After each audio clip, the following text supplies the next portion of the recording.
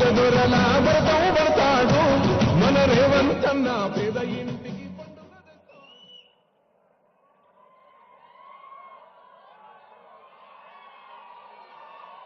Osmania university యువమిత్రులందరికీ అంతర్జాతీయ మానవత్వ దినోత్సవ శుభాకాంక్షలు.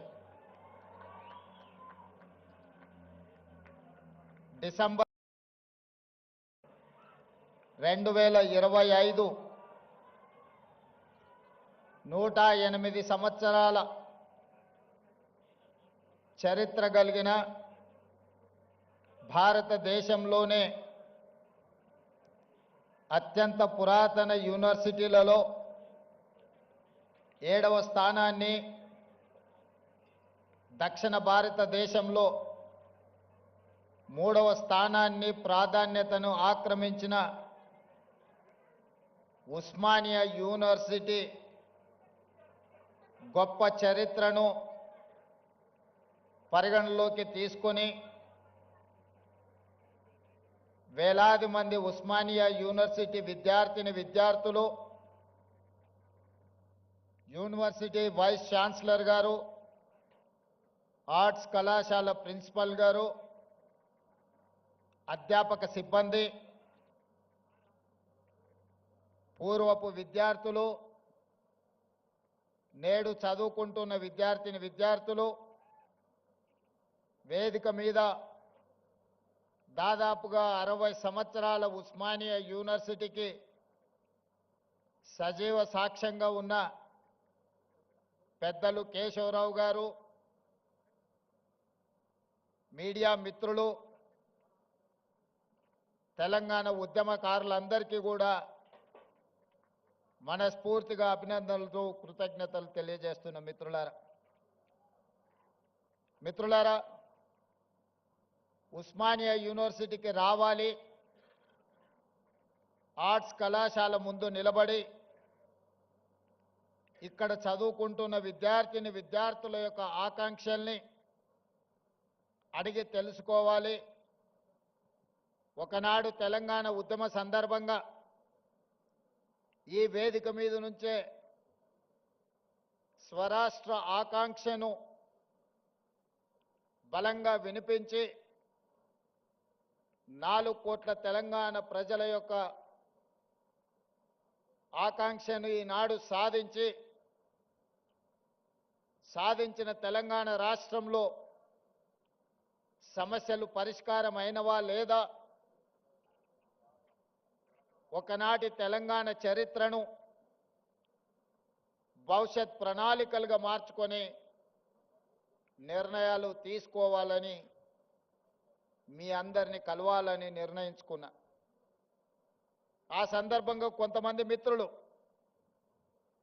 కలిసి సూచన చేసినప్పుడు ముఖ్యమంత్రి గారు చాలా ధైర్యం చేస్తున్నారు, ఉస్మానియా యూనివర్సిటీలో ప్రజాప్రతినిధులను,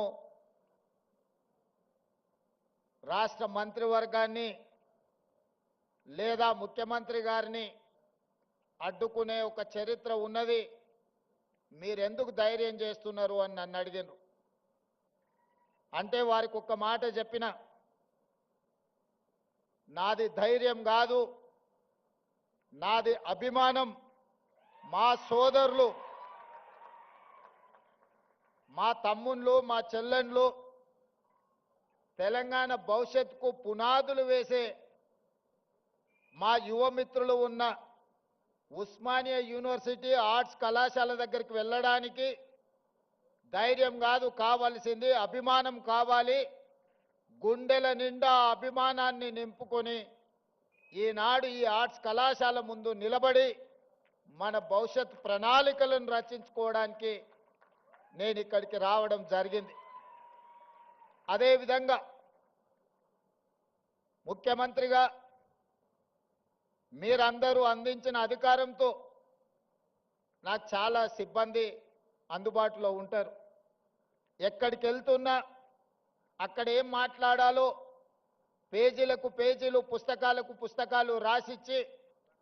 ఐఏఎస్ పరీక్షకు ప్రిపేర్ అయినట్టుగా ఉపన్యాసాలకు మమ్మల్ని ప్రిపేర్ చేస్తుంటారు వాళ్ళు. ఇంత కట్ట కాగితాలు నాకు తెచ్చిండ్రు. ఉస్మానియా యూనివర్సిటీకి వెళ్తున్నారు కదా, ఇవన్నీ మీరు చదువుకోండి అని. నేను ఒక్క మాట చెప్పిన, చదువుకొని మాట్లాడితే ఉస్మానియా యూనివర్సిటీకి వెళ్ళడం శుద్ధ దండగా. నా మనసులో ఏముందో,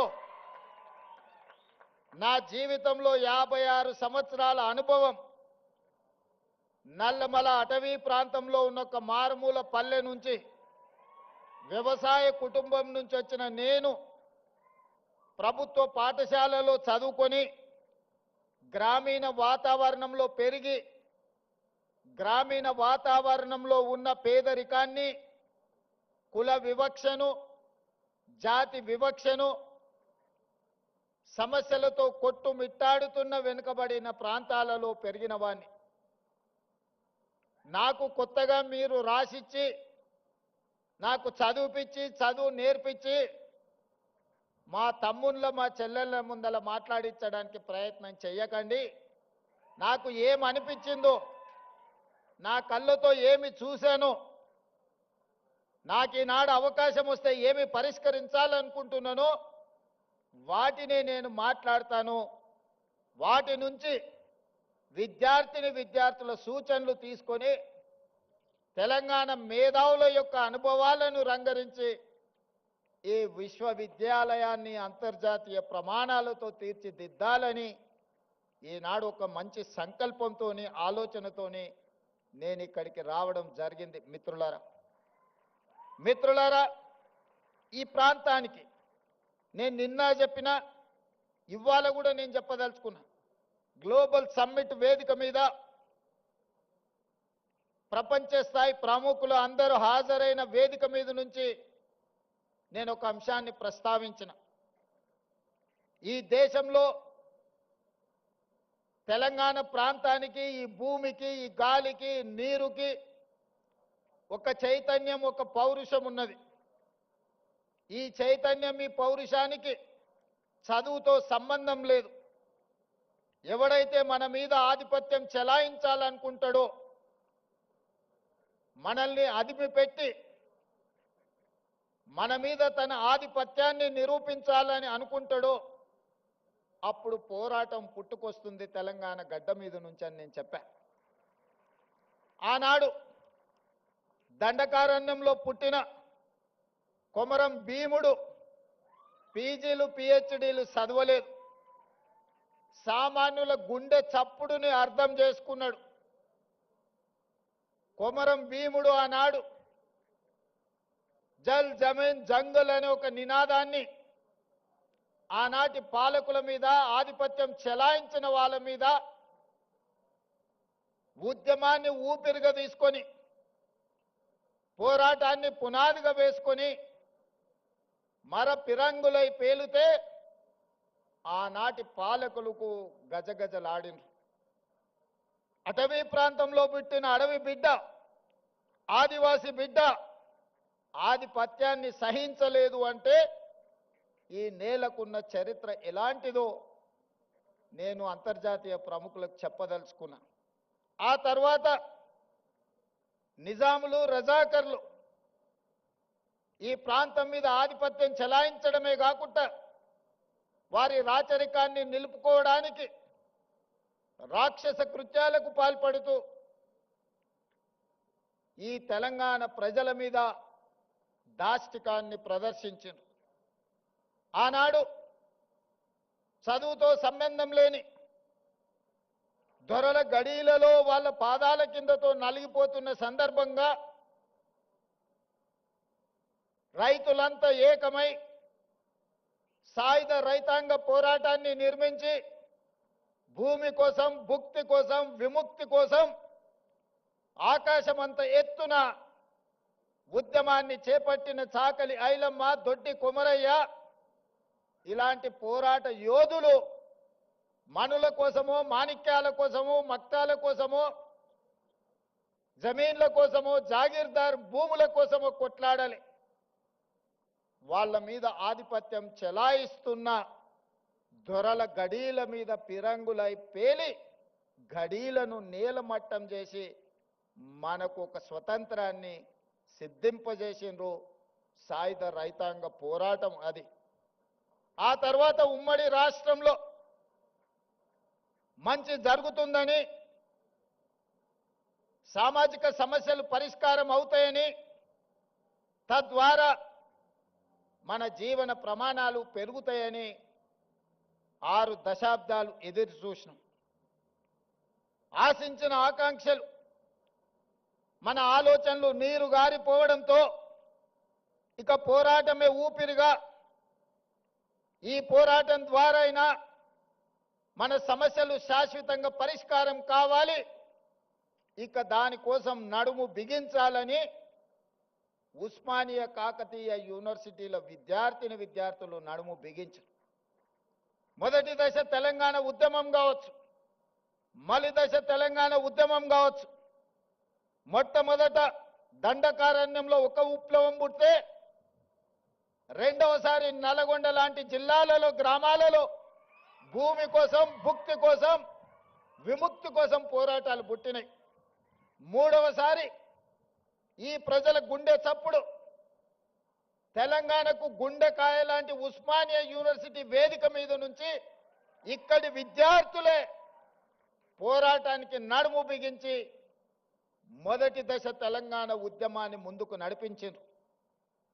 ఆనాడు తెలంగాణ ఉద్యమ సమస్య శాశ్వత పరిష్కారం జరగకపోవడం వల్ల వందలాది మంది ఈ యూనివర్సిటీలో చదువుకున్న విద్యార్థులు అడవి బాట పట్టిర్రు, నక్సల్ బరి ఉద్యమాలను నడిపించారు.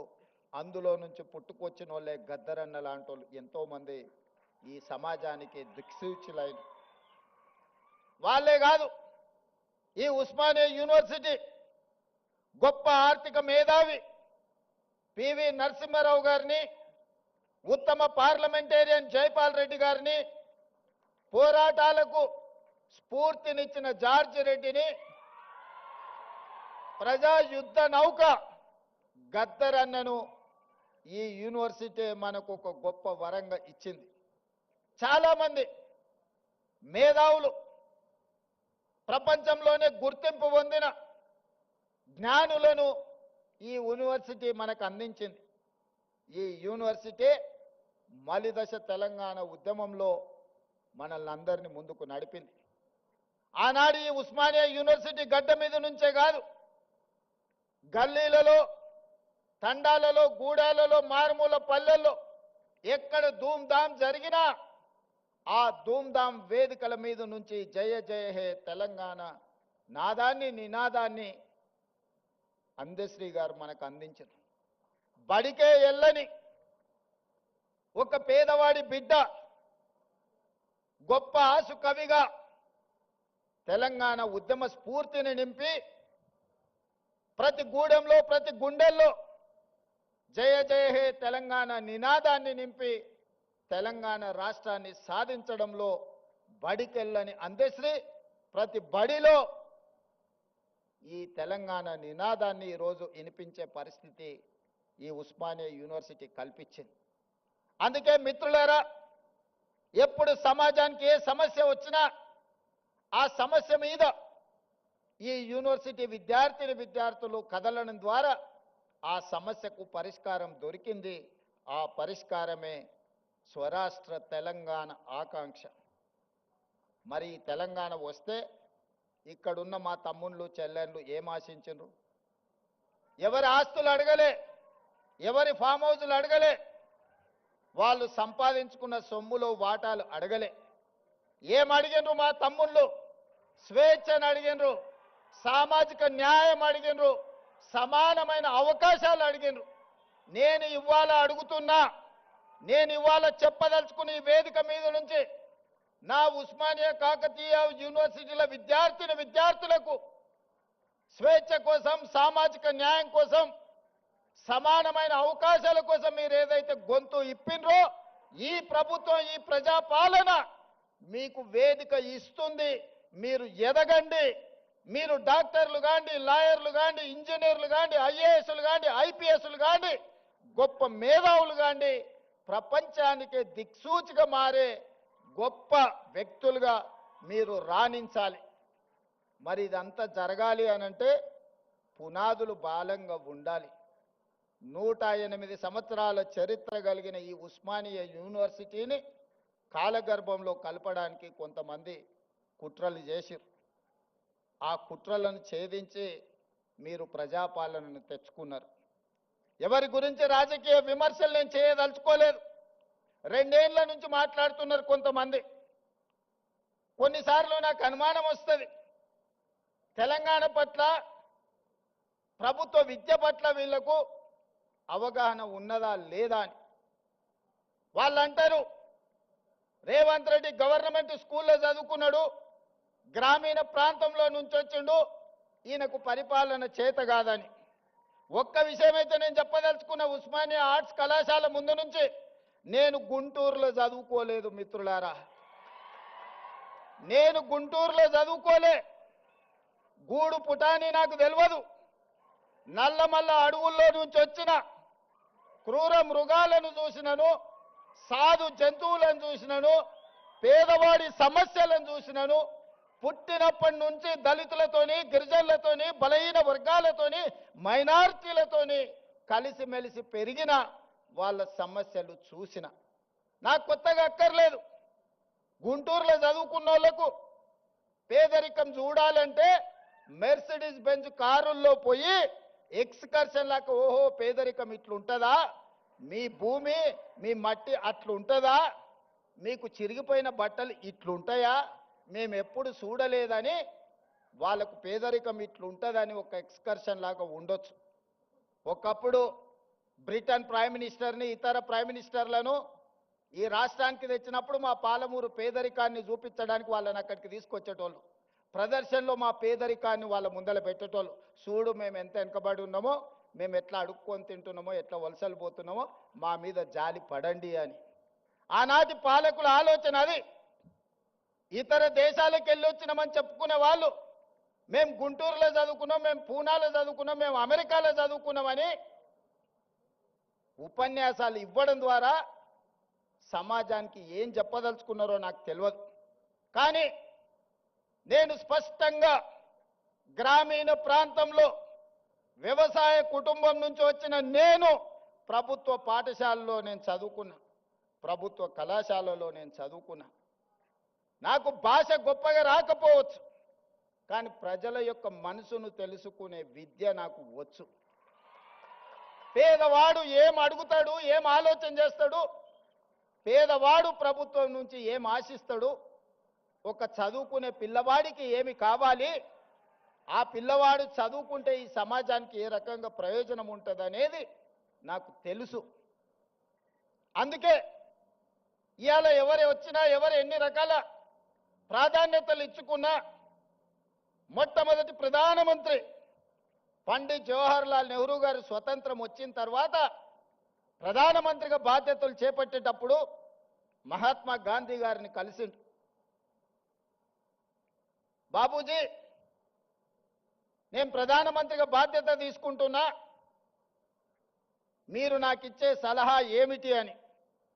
మహాత్మా గాంధీ గారు ఒక మాట చెప్పారు, పరిపాలనలో నువ్వు తీసుకునే నిర్ణయం తీసుకునే ముందు నీ నిర్ణయం పేదవాళ్లకు, నిస్సహాయులకు ఏ విధంగా ఉపయోగపడుతుందో ఆలోచన చేసి నీ కళ్ళ ముందు ఆ పేదవాడిని, నిస్సహాయుని గుర్తు తెచ్చుకున్న తర్వాత నువ్వు నిర్ణయం చెయ్యి, తప్పకుండా పేదలకు, నిస్సహాయులకు అది ప్రయోజనం చేకూరుతుంది అని. ఆ స్ఫూర్తి ఈనాడు మేము తలుసుకున్న మా ప్రభుత్వం తీసుకునే ఏ నిర్ణయమైనా పేదవాడికి ఏ విధంగా ఉపయోగపడబోతుందో, నిస్సహాయులకు ఏ విధంగా సహాయాన్ని అందించబోతుందో, నిలబడడానికి శక్తి లేని వాళ్ళను నిటారుగా సొంత కాళ్ళ మీద నిలబెట్టడానికి అవసరమైన ప్రణాళికల్ని మా ప్రభుత్వం, నా సహచర మంత్రివర్గంలో అందరం కలిసి ఈనాడు నిర్ణయం తీసుకుంటున్నాం. అందులో భాగంగానే ఉస్మానియా యూనివర్సిటీకి ఆగస్టులో వచ్చినప్పుడు నేను చెప్పిన, ఒక ఆయన సవాలు విసిరిండు, శాతనైతే ఆర్ట్స్ కాలేజ్ దగ్గర పోయిరా అని. నేను వాళ్ళలాక దొంగను కాదు, ఫామ్ హౌజులు కట్టుకోలేదు, గడీల లాంటివి నిర్మించుకోలేదు. ఉన్నదేదో నాకున్నది. నా కష్టంతో నా శక్తితోని సమాజంలో గౌరవంతో ఇంత దూరం వచ్చిన ప్రజలు ఆశీర్వదించారు. ప్రజల అభిమానంతో గుండెల్లో పెట్టి చూసుకున్నారు. 2006న ఒక జిల్లా పరిషత్ మెంబర్గా రాజకీయాలలో చిన్న పదవిలో నా ప్రయాణం మొదలైంది. నేను జిల్లా పరిషత్ మెంబర్ అయినప్పుడు పెద్దగా ఏం ఆలోచన చేయలే, కానీ ఏదైనా చెయ్యాలని ఒక సంకల్పం పెట్టుకున్నా. ప్రజలు ఆశీర్వదించారు. జడ్పీటీసీ అయినా, ఎమ్మెల్సీ అయినా, ఎమ్మెల్యే అయినా, ఎంపీ అయినా ఈనాడు ఈ దళితులు, ఆదివాసీలు, గిరిజనులు, బలహీన వర్గాలు, మైనారిటీ సోదరులు, రైతులు, మహిళలు, యువకులు నిండు మనసుతో ఆశీర్వదిస్తే ఈ రాష్ట్రానికి ముఖ్యమంత్రి అయి మీ సోదరుడిగా ఆర్ట్స్ కళాశాల ముందు నిలబడ్డా. ఇంతకంటే గొప్ప అవకాశం జీవితంలో ఎవరికైనా వస్తుందా? లక్షలాది మంది, కోట్లాది మంది కోరుకుంటారు ఈ పదవి, కానీ అవకాశం ఏ ఒక్కరికో వస్తుంది. మీరందరు కలిసి ఈ అవకాశం నాకు ఇచ్చిండ్రు. అందుకే చరిత్రలో శాశ్వతంగా నిలబడే కొన్ని మంచి పనులు నేను చేయదలుచుకున్నా. చరిత్ర సజీవ సాక్షిగా నిలబడాలి. చాలా మంది 2 ఏళ్లలో నువ్వేం చేసినవయ్యా, మేం చూడు 10 ఎకరాలలో ముఖ్యమంత్రి బంగళా కట్టుకున్నాం, 25 ఎకరాలలో పాలించనికే సచివాలయం కట్టుకున్నాం. తెలంగాణ ప్రజలే కాదు, ఆలు మొగళ్ళ మధ్యలో కూడా నిఘా పెట్టడానికి కమాండ్ కంట్రోల్ రూమ్ కట్టుకున్నాం. 1,00,000 కోట్లు పెట్టి కాళేశ్వరం కట్టుకున్నాం. మేము చూడు ఎన్ని కట్టినామని ఒక 4 చెప్పిరాలు. వాళ్ళు చేసిన శాన్నే కానీ ఓ 4 ఎప్పుడు చర్చిస్తారు. నేనేం చెప్పినాయా అంటే నేను కూడా 4 చేసిన. తెలంగాణ రాష్ట్రం వచ్చిన తర్వాత ప్రతి బడిలో, గుడిలో వినిపించవలసిన జయ జయ హే తెలంగాణని మీరు తొక్కి పెడితే రాష్ట్ర గీతంగా మార్చిన నేను.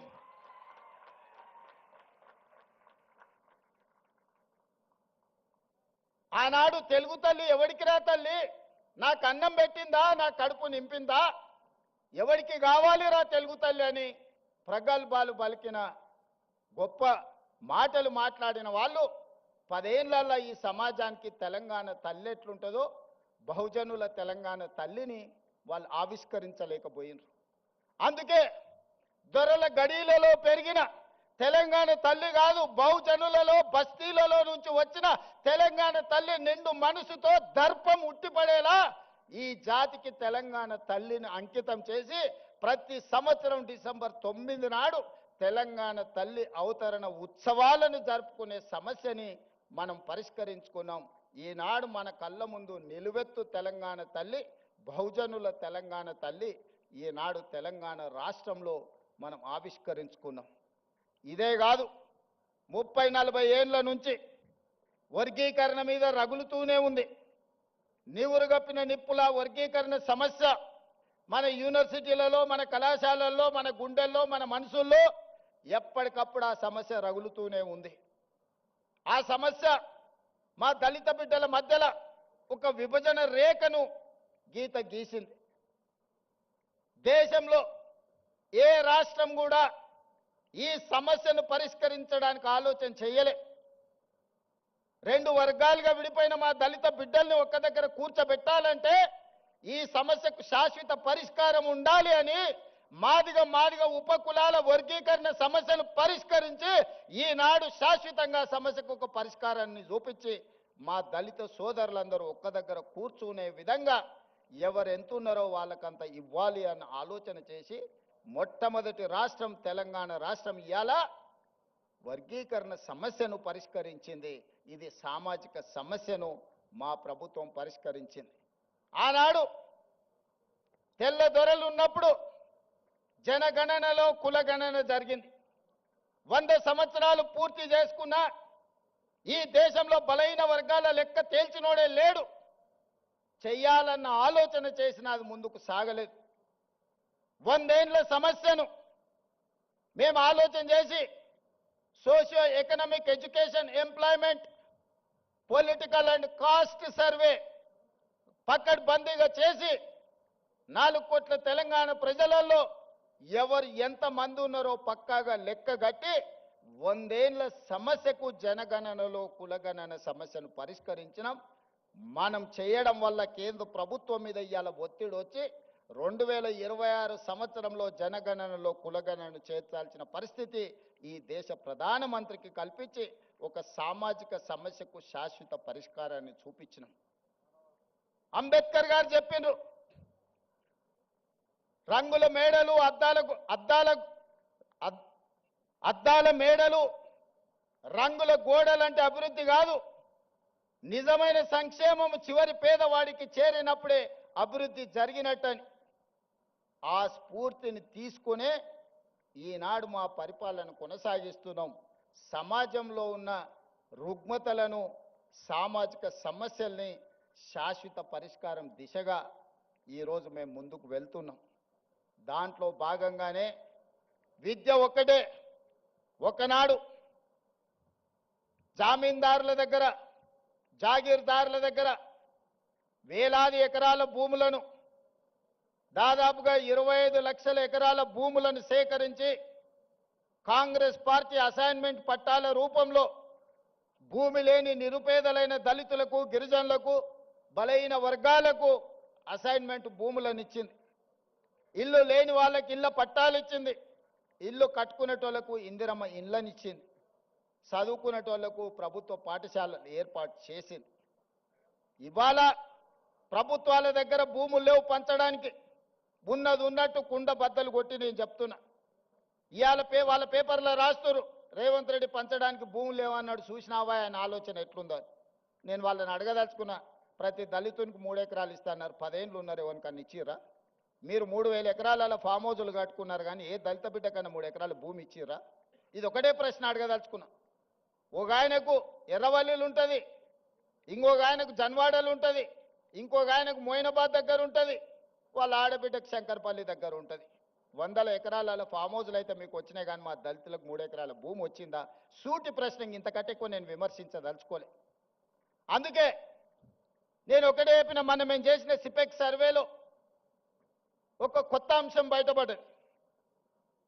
వెనుకబాటుతనం గురించి ఒక ప్రశ్న ఉన్నది. వెనుకబాటుతనంలో మాకు వచ్చిన ఫీడ్బ్యాక్ ఏంటంటే, భూములు ఉన్న వాళ్ళు కూడా వెనుకబాటుతనంతో ఉన్నారు. 20 ఎకరాలు 30 ఎకరాల భూమి ఉన్న ఆసామి కూడా వెనుకబాటుతనంతో బాధపడుతున్నాడు. నేను అడిగిన, అరే 20 ఎకరాలు 30 ఎకరాలు తెలంగాణలో అంటే ఏ మూలకు పోయినా 30-40 లక్షలకి ఎకరం భూమి కదా, 10-20 కోట్ల ఆస్తుంటే వీళ్ళని ఎట్లా వెనుకబాటుతనం అంటావు అని అంటే, మా సర్వే రిపోర్ట్ ఏం చెప్పిందంటే, చదువు లేకపోవడం వల్ల వాళ్ళు వెనుకబాటుతనాన్ని అనుభవిస్తున్నారు. భూమి కాదు సమస్య, ఆ కుటుంబంలో చదువుకోకపోవడం వల్ల, ఆ కుటుంబంలో ఎవరికి చదువు లేకపోవడం వల్ల వాళ్ళు వెనుకబాటుతనంతో ఉన్నారు. వాళ్ళు పేదరికంలో లేరు, కానీ వెనుకబాటుతనంలో ఉన్నారు. పేదరికం వేరు, వెనుకబాటుతనం వేరు.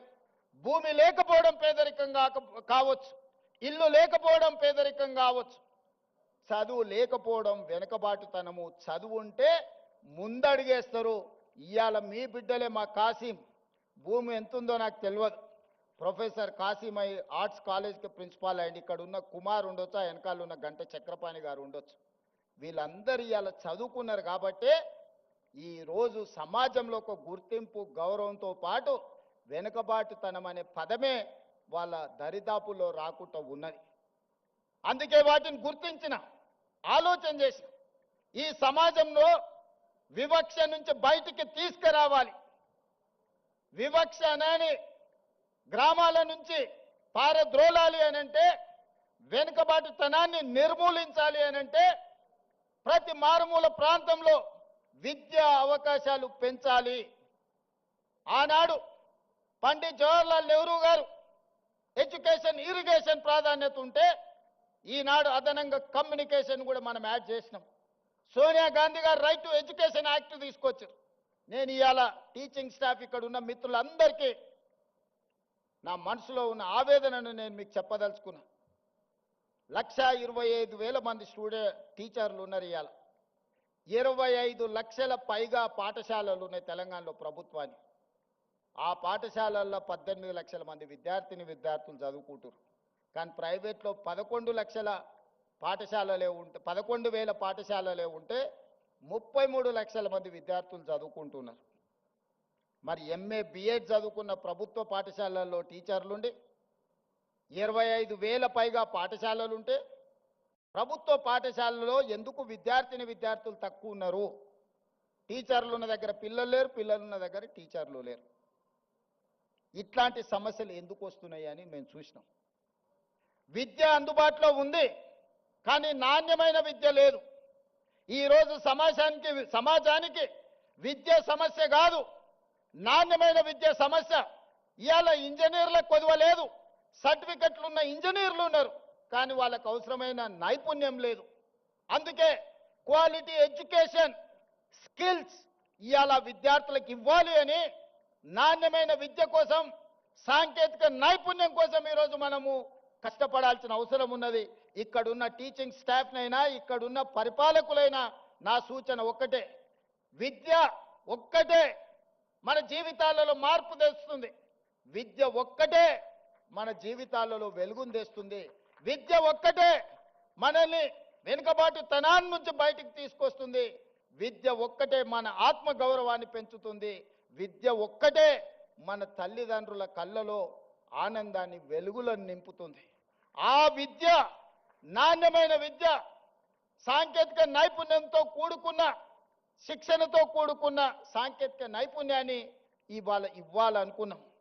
కుల వివక్షను తొలగించాలి అనంటే ఎస్సీ హాస్టల్ ఒక దగ్గర, ఎస్టీ హాస్టల్ ఇంకొక దగ్గర, మైనారిటీ హాస్టల్, బీసీ హాస్టల్ వేరే వేరే ఊరు బయట కట్టిన తర్వాత ఆ ఎస్సీ హాస్టల్లో చదువుకున్న యువకుడి మైండ్లో ఏముంటుందో ఒకసారి ఆలోచన చేయండి. మేము ఎస్సీలం, దళితులం కాబట్టే కదా ఊరు బయట మాకు బడి పెట్టిరని అనుకుంటున్నాం. మేము ఆదివాసులం, గిరిజనులం కాబట్టే కదా ఇసిరేసినట్టు మమ్మల్ని ఎక్కడనో పెట్టినరు అనుకుంటున్నారు. బీసీలు, మైనారిటీలు కూడా అదే ఆలోచన. అందుకే ఈ వివక్ష పోవాలి, మనందరం మనుషులుగా కలిసి ఉండాలి, మనలో మానవత్వము నిండాలి అని అంటే వీటిని తొలగించాలి, కులం అనే అడ్డుగోడల్ని తొలగించాలి. అందుకే young India integrated residential schools SC, ST, BC, minority, upper caste అందరూ కలిసి చదువుకునే విధంగా 100 నియోజకవర్గాలలో each residential school in 25 acres campus 200 కోట్ల రూపాయలు ఒక్కొక్క పాఠశాలకి ఇచ్చి ఈ కులం అనే అడ్డుగోడల్ని తొలగించి అందరు కలిసి కట్టుగా 2500 నుంచి 3000 మంది స్టూడెంట్స్ ఒక్కొక్క పాఠశాలల్లో దాదాపుగా 100 నియోజకవర్గాలలో 2.5 నుంచి 3 లక్షల మంది విద్యార్థులు ఒక్క దగ్గర కలిసి చదువుకునే విధంగా ఈరోజు ఆ వివక్షను తొలగించడానికి యంగ్ ఇండియా ఇంటిగ్రేటెడ్ రెసిడెన్షియల్ స్కూళ్ళని మనం ప్రారంభించుకున్నాం. ఈ పేరు ఎక్కడి నుంచి అని మీరు అనుకోవచ్చు. యంగ్ ఇండియా ఈ పేరు నాది కాదు, ఈ పేటెంట్ రైట్ మహాత్మా గాంధీ. దేశ స్వతంత్రం కోసం 1921 నుంచి 1931 వరకు దేశ స్వతంత్ర ఉద్యమాన్ని ఉవ్వెత్తున తీసుకెళ్లాలి, ప్రజలకు సమాచారాన్ని చేరవేయాలని ఆనాడు మహాత్మా గాంధీ గారు ఒక పత్రిక నడిపినారు. ఆ పత్రిక పేరే యంగ్ ఇండియా. ఆ యంగ్ ఇండియా స్ఫూర్తితోనే మహాత్మా గాంధీ గారు ఇచ్చిన సందేశంతో ఈరోజు యంగ్ ఇండియా ఇంటిగ్రేటెడ్ రెసిడెన్షియల్ స్కూల్స్ని మనం స్టార్ట్ చేసుకున్నాం. ఇదే కాదు, స్కిల్స్. అందుకే యంగ్ ఇండియా ఇంటిగ్రేటెడ్ స్కిల్ యూనివర్సిటీని మనం మొదలు పెట్టుకున్నాం. మీకు ఉస్మానియా ఉంది, కాకతీయ ఉంది, పాలమూరు ఉంది, మహాత్మా గాంధీ ఉంది, ఇట్లా చెప్పుకుంటూ పోతే సెంట్రల్ చాలా యూనివర్సిటీలు ఉన్నాయి. ఈ యూనివర్సిటీలలో విద్య బోధిస్తున్నాం. అవసరమైన సాంకేతిక నైపుణ్యాన్ని బోధించడానికి ఒక యూనివర్సిటీ ఉండాలని ఆలోచన చేసి యంగ్ ఇండియా స్కిల్స్ యూనివర్సిటీని దేశంలోనే మొట్టమొదటిసారి పబ్లిక్ ప్రైవేట్ పార్ట్నర్షిప్లో Anand Mahindra, Apollo Hospitals, Reddy labs, లేకపోతే ఇట్లాంటి ఎంతో మంది నిష్ణాతులు, ఒక దేవయ్య గారు డాక్టర్గా వరంగల్ దళితుడు ఈరోజు అమెరికాలో ఎంత ఉన్నత స్థానానికంటే అతని ఆస్తి, అతని పిల్లల ఆస్తి లెక్కేస్తే ఒక 4-5 లక్షల కోట్ల రూపాయల ఆస్తి ఉండొచ్చు. ఒక వరంగల్లో పుట్టిన దళిత బిడ్డ దేవయ్య ఈరోజు యంగ్ ఇండియా స్కిల్స్ యూనివర్సిటీలో బోర్డ్ ఆఫ్ డైరెక్టర్. ఎందుకంటే వాళ్ళ నుంచి మీకు ఇన్స్పిరేషన్ రావాలి. వాళ్ళు మీ మంచి భవిష్యత్తు కోసం ప్రతి సంవత్సరం 1,10,000 మంది ఇంజనీరింగ్ గ్రాడ్యుయేట్స్ తెలంగాణ రాష్ట్రం నుంచి పాస్ అవుతారు. వాళ్ళ తల్లిదండ్రులు గ్రామాలలో ఉండే, అయ్యా మా పిల్లగాడు ఇంజనీరింగ్ చదువుకున్నాడు, పెద్ద నౌకరీ అయ్యా, నువ్వు ముఖ్యమంత్రి అని వస్తుంటారు కొడంగల్ నుంచి. వాడిని పిలిచి అప్లికేషన్ పెట్టుకోరంటే వానికి రాయడానికి వస్తలేదు. వేరే పని చేసేటోనికి పని ఇప్పించుడు నాకు అలకగా ఉన్నది, ఇంజనీరింగ్ చదివిండి అంటే ఇప్పించుడు చాలా కష్టంగా ఉన్నది. ఇది నేను కొంచెం బాధతో చెప్తున్నా. సర్టిఫికెట్ అయితే వచ్చింది కానీ సాంకేతిక నైపుణ్యం లేదు. అందుకే యంగ్ ఇండియా స్కిల్స్ యూనివర్సిటీ ప్రారంభించి ఆ పిల్లలకు శిక్షణ నైపుణ్యాన్ని ఇచ్చి వాళ్ళని ప్రయోజకులను చెయ్యాలి. ఈరోజు సమాజంలో డిమాండ్ ఉంది కానీ సప్లైలో ఉన్నారు కానీ సమానమైన నైపుణ్యం లేదు. అందుకే యంగ్ ఇండియా స్కిల్స్ యూనివర్సిటీని ప్రారంభించినాం. ఒలింపిక్స్లో మీరు చూస్తున్నారు, చిన్న చిన్న దేశాలు ఎన్నెన్నో గోల్డ్ మెడల్స్ తెస్తున్నాయి. మన దేశానికి ఎప్పుడు అందులో పోయేటానికి కూడా వస్తలేదు. టీవీ కాడ చూసి సప్పట్లు కొట్టే సినిమాలో నేను చూసిన సునీల్ గవాస్కర్, సచిన్ టెండూల్కర్, గచ్చిబౌలి దివాకర్ అని బ్రహ్మానందం డ్రెస్ వేసుకొని కూర్చుంటాడు. చెప్తుంటాడు సునీల్ గవాస్కర్, సచిన్ టెండూల్కర్ నన్ను తొక్కేసిండ్రు, అందుకే నేను ఇక్కడ డ్రెస్ వేసుకొని క్రికెట్ ఆడతానని టీవీ ముందర అందరిని కూర్చోబెట్టి డ్రెస్ వేసుకొని అందరికీ గొప్పలు చెప్పుకుంటుంటాడు. నేను కూడా గచ్చిబౌలి దివాకర్నని. అట్లనే మన స్కిల్స్ విషయంలో కూడా మన నేతలు మాట్లాడుతుంటారు, ఇక వచ్చే గోల్డ్ మెడల్స్ అని. అయిపోయినాక ఒక్కడు కనిపిస్తలేడు.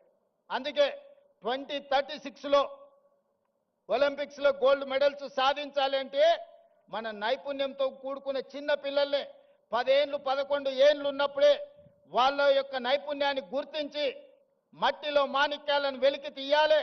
10-12 ఏళ్ళు శిక్షణ ఇస్తే కానీ ఒలింపిక్స్లో ఒక గోల్డ్ మెడల్ సాధించలేడు. అందుకే వాటి కోసం ఈనాడు యంగ్ ఇండియా స్పోర్ట్స్ యూనివర్సిటీని మనం ప్రారంభించుకున్నాం. దీంట్లో గొప్ప గొప్ప క్రీడాకారులను తీసుకున్నాం. ఈరోజు అభినవ్ బింద్రా, అదేవిధంగా Kapil Dev, football all India captain, ఇట్లాంటి వాళ్ళందరూ ఆ స్పోర్ట్స్ బోర్డులో ఉన్నారు. Ravikant Reddy India volleyball captain, Arjun award, మన తెలంగాణ బిడ్డ కూడా అందులో ఉన్నారు. మరి వాళ్ళకు అవసరమైన పెట్టుబడులు పెట్టడానికి కావ్య మారన్, అపోలో బోర్డు సంబంధించిన వాళ్ళు, వీళ్ళందరినీ కూడా వాళ్ళకు అవసరమైన ఆర్థికంగా ఆదుకోవడానికి పెద్ద పెద్ద వాళ్ళని ఈరోజు ఒక స్పోర్ట్స్ యూనివర్సిటీని ఈరోజు ప్రారంభించుకున్నాం. తొందరలోనే 10-12 ఏళ్ళు ఎస్సీ ఎస్టీ బీసీ రెసిడెన్షియల్ స్కూళ్ళలో చదువుకునే పిల్లల్లో ఉండే క్రీడా నైపుణ్యాన్ని గుర్తించి వాళ్ళని తీసుకొచ్చి యూనివర్సిటీలో శిక్షణ ఇచ్చి 2036లో తెలంగాణ నుంచి ఒలింపిక్స్లో గోల్డ్ మెడల్ సాధించడానికి ఈరోజు ప్రణాళికలు సిద్ధం చేస్తున్నాం. ఇవన్నీ తెలంగాణలో ఉన్న వెనుకబడిన వర్గాల కోసం, పేదరికంలో మగ్గిపోతున్న మా మిత్రుల కోసం ఆలోచన చేస్తున్నాం. డబ్బులు ఉన్న వాళ్ళు ఎక్కడికైనా పోయి చదువుకుంటారు. వాళ్ళు స్టాన్ఫర్డ్, ఆక్స్ఫర్డ్, లండన్ ఎకనామిక్స్, ఎక్కడికైనా స్కూల్ ఆఫ్ ఎకనామిక్స్లో ఎక్కడో పోయి చదువుకుంటారు. వాళ్ళ గురించి నేను ఆలోచన చేయాల్సిన పని లేదు. అక్కడికి పోలేని వాళ్ళను, అక్కడికి ఎదగాలనుకుంటున్న వాళ్ళకు కూడా మరి ఏమైనా చెయ్యాలి కదా. అందులో భాగంగానే మిత్రులారా ఈ ఉస్మానియా యూనివర్సిటీని వేదిక చేసుకోదలుచుకున్నా. 1000 కోట్లు అనేది పెద్ద విషయం కాదు. నేను డబ్బుల రూపంలో చూడట్లేదు, ఖర్చు రూపంలో చూడడం లేదు. ఇది నా భవిష్యత్ తరాల కోసం పెట్టుబడిగా చూస్తున్నా. ఈ పెట్టుబడి ఈరోజు రాష్ట్ర ప్రభుత్వం ఈరోజు ఇంతకుముందే గచ్చిబౌలిలో టీ హబ్లో ఈరోజు మనం గూగుల్తో ఒక జాయింట్ వెంచర్ స్టార్టప్స్ కోసం ప్రారంభించుకున్నాం. కొత్తగా పరిశోధనలు చేసే వాళ్లకు ఆర్థిక సహాయాన్ని అందించాలి. వాళ్ళకి తెలివి ఉంది, సాంకేతిక నైపుణ్యం ఉంది, వాళ్లకు చెయ్యాలనే ఆతృత ఉన్నది. కానీ ఆర్థికంగా ప్రయోగాలు చేయడానికి ఒక్క రూపాయి లేదు. తల్లిదండ్రులు కూలీ నాలి పనులు చేసుకునే పేదవాళ్ళు ఉన్నారు. వాళ్ళ పిల్లల కోసం ఇవాళ స్టార్టప్ ఫండ్ ఇప్పుడు అక్కడి నుంచే ఇక్కడికి వచ్చిన 1000 కోట్లు ఈరోజు పరిశోధన చేసే తెలంగాణ యువతకు అందించాలని అక్కడ ఒక గొప్ప ఆఫీస్ పెట్టి ఆ పిల్లలకు అక్కడ ప్లేస్ ఇవ్వండి, వాళ్ళ పరిశోధనలకు డబ్బులు ఇవ్వండి. ఒకప్పుడు గూగుల్ కూడా 2 విద్యార్థులు ఒక కార్ షెడ్లో మొదలు పెడితే ఇవాళ గూగుల్ అయింది. టెస్లా, ఇలాన్ మస్క్ ఒక చిన్న పరిశోధన చేస్తే ఇలాన్ మస్క్ అయింది. ఇట్లా చాలా కంపెనీలు ప్రపంచంలో స్టార్టప్స్గా మారి మొదట్లో చదువుకున్న విద్యార్థులు చిన్న ప్రయోగం చేస్తే ఆ ప్రయోగంలో వాళ్ళు విజయం సాధిస్తే ఈరోజు ప్రపంచంలోనే ఆగర్భ శ్రీమంతులైనరు. అందుకే ఇవాళ తెలంగాణ ప్రాంతంలో ఉన్న నైపుణ్యాన్ని వెలికి తీయాలని 1000 కోట్ల కార్పస్ ఫండ్ ఈరోజు ప్రభుత్వ పరంగా నేను కేటాయించి మా తెలంగాణ పిల్లలు పరిశోధన చేస్తే ఒక్క రూపాయి కూడా పరిశోధనలో ఇబ్బంది పడద్దు, వాళ్ళు రాణించాలి, వాళ్ళు బిలియనియర్స్ కావాలి, గ్రామీణ ప్రాంతంలో నుంచి ప్రపంచంతో పోటీ పడాలని 1000 కోట్లు అక్కడ కూడా పరిశోధనల కోసం కేటాయించి ఇంకొక 1000 కోట్లు జీవో తీసుకొని ఈరోజు ఉస్మానియా యూనివర్సిటీకి వచ్చిన. ఉత్త చేతులతో రానని ఆనాడే చెప్పిన. ఉత్తు మాటలు చెప్పే అలవాటు నాకు లేదు. ఎందుకంటే వ్యవసాయం తెలిసినోని, గ్రామీణ ప్రాంతం నుంచి వచ్చినోని. మన చేనుకు ఏ పురుగు వాడితే ఏ మందు కొట్టాలనో ఏం ఎరువేయాలనో తెలిసినోని. తెలంగాణకు పట్టిన చీడను పీడను ఎట్లా వదిలించాలో నాకు బాగా తెలుసు. వాళ్ళు అనుకుంటుండొచ్చు ఎంగిల్ పీస్ రాదని. జర్మన్కు, జపాన్కు, చైనాకి ఎంగిల్ పీస్ ఏం రాదు నాయన. ప్రపంచాన్ని ఏలుతున్నది చైనా, జపాన్, జర్మనీ. అక్కడ ఇంగ్లీషు రానే రాదు, కనీసం మనం ఏబిసిడీలన్నా రాయగలుగుతున్నాం. మరి ఇవాళ ప్రపంచాన్ని శాసిస్తున్నారు. ఇంగ్లీష్ మాట్లాడే అమెరికా చైనా సప్లైస్ ఆపితే ఒక గంట కూడా బతకలేదు, ఒక 1 అవర్ కూడా అమెరికా జీవించలేదు. అమెరికా ఎంత అప్పు ఉందంటే చైనాకు, వాడు నా అప్పు మొత్తం కట్టడానికి వంగబెట్టి బండ పెడితే మొత్తం అమెరికాని చైనాకు అప్పచెప్పాల్సి వస్తుంది. వానికి ఇంగ్లీష్ వచ్చా? జపాన్కి ఇంగ్లీష్ వచ్చా? జర్మన్లో ఉండే ప్రజలకు ఇంగ్లీష్ వచ్చా? మా ఈడ ఉండే యువమిత్రులకు కూడా ఇంగ్లీష్ రాదు అనేది ఏం పెట్టుకోకండి, అదేం పెద్ద విషయం కాదు. మనకు మానవత్వం ఉండాలి, మనకు మనసు ఉండాలి. ఇవాళ రాష్ట్రాన్ని నేను పరిపాలిస్తలేను ఆయన మంచిగా 2 ఏళ్ళ నుంచి మీరే చూసారు కదా. కావాలంటే 10 మంది ఇంగ్లీష్ వచ్చిన వాళ్ళని ఉద్యోగస్తులను పెట్టుకుంటే మాట్లాడవా అని చెప్పొచ్చు ఒకరి తర్వాత ఒకరిని. మా తమ్ముళ్ళకి, మా చెల్లెళ్ళకి నేను అదే చెప్పదలుచుకున్నా. మీరు ఆత్మస్థైర్యాన్ని కోల్పోకండి. భాష అనేది ఒక కమ్యూనికేషన్ మాత్రమే, అది నాలెడ్జ్ కాదు. నాలెడ్జ్ వేరు, కమ్యూనికేషన్ వేరు. మనకు నాలెడ్జ్ ఉంది, మనకు కమిట్మెంట్ ఉంది, మనకు కన్విక్షన్ ఉంది. ఈ నాలెడ్జ్, ఈ కమిట్మెంట్, ఈ కన్విక్షన్ దేశంలో, ప్రపంచంలో ఏ స్థాయికైనా ఎదగడానికి ఉపయోగపడుతుంది. మీరందరు కష్టపడండి. 2 ఏళ్లలో ఉస్మానియా యూనివర్సిటీకి కావాల్సిన అన్ని సమస్యలు నేను పరిష్కరిస్తా. టీచింగ్ స్టాఫ్ గురించి కూడా ప్రొఫెసర్ కాసిం గారు, అదేవిధంగా వైస్ ఛాన్సలర్ గారు చెప్పినారు. మీకే స్వేచ్ఛనిస్తున్నాం, కమిటీ వేసినాం, నియామకాలు ఏ విధంగా చేసుకోవాలనో మీకు అటానమస్గా మీకే ఇస్తున్నాం. మా ఇన్వాల్వ్మెంట్ ఉండదు. మీకు ఎవరైనా మంత్రులు, ఎంపీలో, ఎమ్మెల్యేలో ఫోన్ చేస్తే నాకు చెప్పరు. మీకు ఏదైనా పైరవి పట్టుకొని ఎవరైనా వస్తే నాకు చెప్పండి. వాళ్ళు ఉద్యోగాలు ఇప్పించుడు కాదు, పైరవి పట్టుకొని వచ్చిన వాళ్ళ ఉద్యోగాలు ఊడదీసే బాధ్యత నాది. నేను చెప్పను. ఈ వేదిక మీద నుంచి ఆర్ట్స్ కాలేజ్ ముందే మీకు మాటిస్తాను. మీరెవరు వైస్ ఛాన్సలర్లు అయిన వాళ్ళు మీకు కూడా తెలియదు మీరు వైస్ ఛాన్సలర్లు అవుతారు. అవునా కుమార్? ప్రొఫెసర్ కుమార్ గారు మీరు చెప్పండి, మీకు తెలుసా ఆర్ట్స్ కాలేజ్ అవుతారు అని? టీవీలో చూసుకున్నారు కదా. గంటా చక్రపాణి గారు ఇక్కడనే ఉన్నారు. వాళ్ళు వైస్ ఛాన్సలర్లు అయింది కూడా వాళ్ళ టాలెంట్ను చూసి, వాళ్ళ కమిట్మెంట్ను చూసి వాళ్ళైతే వీటిని సరిదిద్దుతారని ప్రభుత్వం వాళ్ళని వీసీలుగా నియమించింది. వాళ్ళ యొక్క శక్తి, వాళ్ళ యొక్క సామర్థ్యం, వాళ్ళకున్న ఆలోచన ఇవన్నీ వాళ్ళని వీసీలను చేసింది. రేపు కూడా ఇదే విధానాన్ని మీరు అవలంబించండి. నో పొలిటికల్ ఆబ్లిగేషన్, నో పైరవి. ఎవరిని కూడా ఎంత వారున్నా కూర్చోబెట్టి కాఫీ ఇప్పించండి. మా ఎంపీలో, ఎమ్మెల్యేలో, మంత్రులు వస్తే మర్యాద ఇవ్వండి, మర్యాదలో లోపం చేయకండి. ఛాయ్ తాగిపించండి, మధ్యాహ్నం వస్తే ఇంత భోజనం పెట్టండి, కానీ ఓ టీచర్ ఉద్యోగం మాత్రం ఇవ్వకండి. ఒక టీచర్ ఉద్యోగం పైరవికారుడికి ఇస్తే రాబోయే 35 ఏళ్ళు 8,000 మంది పిల్లల భవిష్యత్తు వాళ్ళు చెడగొడతారా? ఆ అధికారం మీకు లేదు, నాకు లేదు. పిల్లల జీవితాలతో చెలగాటం ఆడే అధికారం మీకు లేదు, నాకు లేదు. చదువు చెప్పి పిల్లల సమస్యల్ని పరిష్కరించి వాళ్ళని తెలంగాణ సమాజంలో ప్రయోజకులను చేసే వాళ్ళను మీరు సిబ్బందిగా నియమించుకోండి. మీకు కావాల్సిన సహకారాన్ని అందించే బాధ్యత నాది. ఈ ఉస్మానియా యూనివర్సిటీ తెలంగాణకు గుండెకాయ. గుండెకు జబ్బొస్తే మనిషి పోతాడు. తెలంగాణలో కూడా ఉస్మానియా యూనివర్సిటీకి సమస్య వస్తే ఆ తెలంగాణ సమాజానికే తీరని నష్టం తీసుకొస్తుంది. తప్పకుండా ఈ ఉస్మానియా యూనివర్సిటీ వేదికగా మా ప్రభుత్వం వైపు నుంచి మీకు చెప్పదలుచుకున్న, మీకు స్వేచ్ఛ ఉంది, సామాజిక న్యాయం జరుగుతుంది, సమానమైన అవకాశాలు ఇస్తాం. రాజకీయ పార్టీల ఉచ్చులో పడకండి, చదువుకోండి, భవిష్యత్తును నిర్మించుకోండి. సమస్య వచ్చినప్పుడు నిటారుగా నిలబడి కొట్లాడండి. సమస్యల మీద కొట్లాడుతా అంటే నేను వద్దనను. ఇక్కడ కొట్లాడబట్టే తెలంగాణ రాష్ట్ర కళ సాకారమైంది. తెలంగాణ సమాజానికి ఏది ప్రయోజనమో దానికోసం కొట్లాడండి. ఏ రాజకీయ పార్టీ జెండాలు ఎత్తాలనో, వాళ్ళ మోచేతి నీళ్లు తాగాలనో ప్రయత్నం చేయకండి. సర్వ స్వతంత్రతను మీరు నిరూపించుకోండి. ఉస్మానియా యూనివర్సిటీ అంటే ఒక క్వాలిటీతో కూడుకున్న విద్య అందిస్తారు. ఇక్కడ విద్యార్థులు ప్రపంచాన్ని నడిపించగలుగుతారని నిరూపించాల్సిందిగా మీ అందరికీ సూచన చేస్తూ, అన్ని రకాలుగా ప్రభుత్వం అండగా నిలబడుతుంది. అభివృద్ధి చేసుకుందాం. ఒక స్ఫూర్తిని నింపుకుందాం. మన పూర్వ తరాల నుంచి వచ్చిన ఒక స్ఫూర్తిని భవిష్యత్తుకు పునాదులుగా మార్చుకొని అభివృద్ధి పదం వైపు నడిపిద్దామని మీ అందరికీ తెలియజేస్తూ, మీలోనే ఎవరు ఊహించగలరు ఒకరోజు ఇక్కడ నిలబడి మాట్లాడే అవకాశం ఇక్కడ ఉన్నోళ్ళకే రావచ్చు. నేను జిల్లా పరిషత్ మెంబర్ అయినాడు కూడా ఎవరు ఊహించలే. నేను తెలంగాణ ఉద్యమం సందర్భంగా ఇక్కడికి వచ్చినప్పుడు కూడా ఎవరు అనుకోలే. కానీ ఇవాళ అవకాశం వచ్చింది. నిబద్ధతతో ఉండండి, నిరంతరం కష్టపడండి, ఖచ్చితంగా ఫలితాలు వస్తాయి. ప్రభుత్వం గుర్తిస్తుంది, ప్రజలు గుర్తిస్తారు. తెలంగాణ సమాజం కష్టపడ్డ వాడిని కష్టాన్ని వృధా పోనివ్వరు. తెలంగాణ సమాజం మిమ్మల్ని గుండెల్లో పెట్టి చూసుకుంటుంది. మీ తల్లిదండ్రుల కళ్ళల్లో ఆనందం చూడడానికి కష్టపడి డాక్టర్లు, లాయర్లు, ఇంజనీర్లు, ఐఏఎస్లు, ఐపీఎస్లు కావాలి. అదే నా కోరిక.